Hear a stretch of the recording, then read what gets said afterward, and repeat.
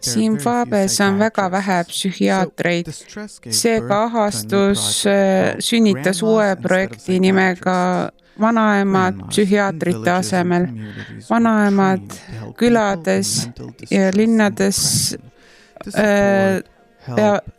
hakkavad toetama ja julgustama ja toetama erinevaid lapsi ja see langetas depressiooni ja ünesetappe ja tulemused olid palju paremad kui psühhiaatria abiga. Mis on see imeline abijõud? See on armastuse jõud. See on osalus, lähenemine ja soe kallistus.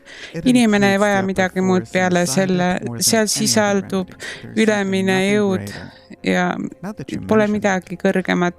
Nüüd, kus sa mainid seda, siis ma mäletan, mina teismeelisena oli minu vanaisa üle 90 ja ta oli tõesti minu parim sõber. Ma istusin temaga ja hoolitsesin temaga. Ta oli mu parim sõber. Kui ma olin tema lähedal, siis ma tundsin, et selles on selline rahupilm, mis on minu ümber.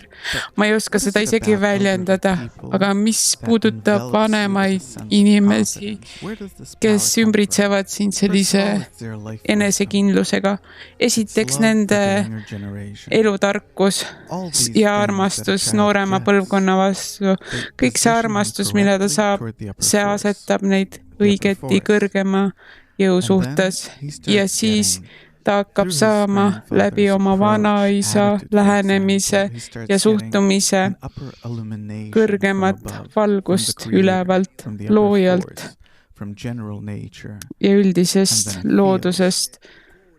Ja ta hakkab tundma, kuidas kogu loodus ja kõik need head jõud tulevad läbi vanaisa temani. Vanaisa oleks justkui mingisugune seadeldis, mis ühendab sind kogu heaga selles loodus.